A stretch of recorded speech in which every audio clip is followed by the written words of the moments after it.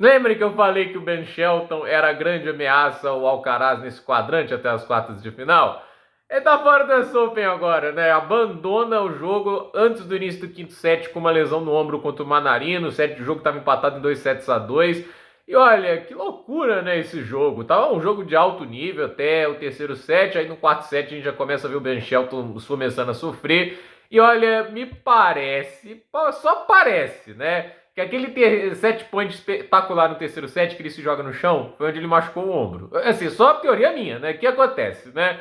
No terceiro set, tava no saque do Manarino, 30-40. Tem uma hora que o Manarino faz uma paralela, né, no lado esquerdo do Shelton, né? O Shelton não tava em uma posição muito boa, ele se joga e ele consegue colocar a bola lá no fundo de quadro e ganha um ponto, né? Só que assim, ele se joga ali no chão, pode parecer uma pancada pequena, mas pode ter, assim, uma pequena fissura muscular até aberta um pouquinho mais, aí vai abrindo, vai abrindo, vai abrindo, e assim, ele caiu justamente pro lado do braço esquerdo, e ele é canhoto, né? Então, é onde ele gera mais força, evidentemente, para os golpes, e é uma pena, né? Porque tava jogando um belo tênis, né? E o Manarino, obviamente, tem que tirar o chapéu pro cara.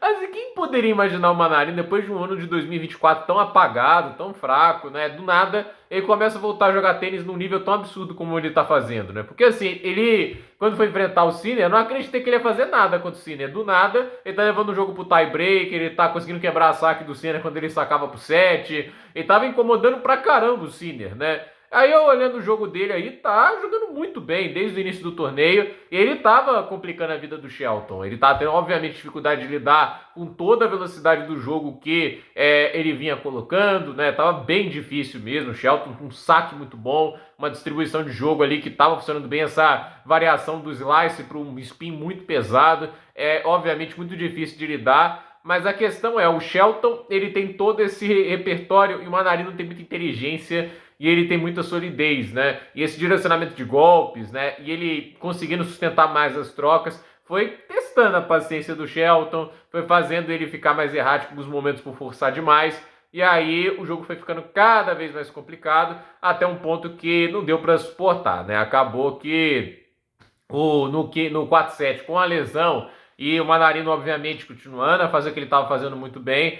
Aí o Shelton acabou ali sofrendo demais e teve que abandonar a partida, que é uma pena, né? Eu não quero muito, nunca ver um tenista que é um dos candidatos a irem longe no torneio sair de quadra machucado, né? Sem ter a chance de lutar pela vitória até o final. Óbvio que isso ainda é de partir o coração, igual foi o Dimitrov e o Wimbledon. Aquilo ali é o ápice da crueldade de lesões no ano. Eu não consigo imaginar a lesão mais cruel que a do Dimitrov e o Wimbledon. Até agora não voltou. O cara tava ganhando de 2 sets a 0 contra o Sinner. Não tinha indício nenhum que o Sinner ia virar aquele jogo até aquele ponto, né?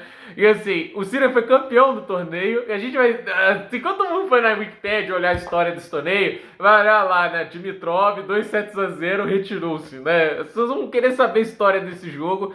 E que tristeza pro Dimitrov, né? E o Shelton hoje ali, numa condição de jogo bem mais parelho, bem mais complicado, acontece isso, mas a gente sabe que o esporte tem disso, né? Você tá sempre correndo o risco de lesionar quando você tá em quadra, e é aquele negócio, né? Quando você pula para trás de uma bola, pode parecer hiper estiloso tudo isso, mas não é recomendável, né? Eu acho assim, é legal que ele fez um ponto fantástico, né? Eu não sei se isso causou lesão dele, não, é minha teoria, né? Mas eu, mesmo que não tenha sido isso, eu não acho que é recomendável os jogadores fazerem isso. Talvez no match point, ok, né? Mas assim, ou no último ponto do jogo, mas set point, tipo, ele saca bem, né? Tipo, se bem que ele tava devolvendo, mas ainda assim, né? Ele tinha que confiar no jogo dele. Se perder aquele ponto, continua, né?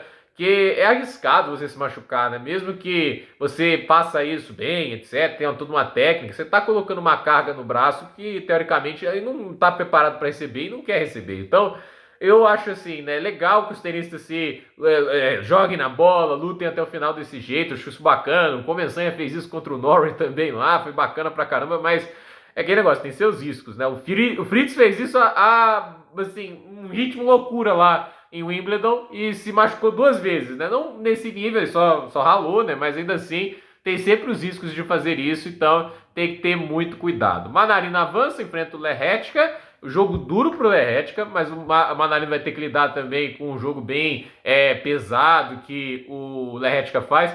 A questão é, se ele tá lidando com o Shelton, ele tem capacidade de lidar contra o Lerretka. A dúvida é, a gente tem esse quadrante aqui, olha, um desses vai estar na semifinal. Manarino, Lerretka, Alcaraz e Rinderknecht.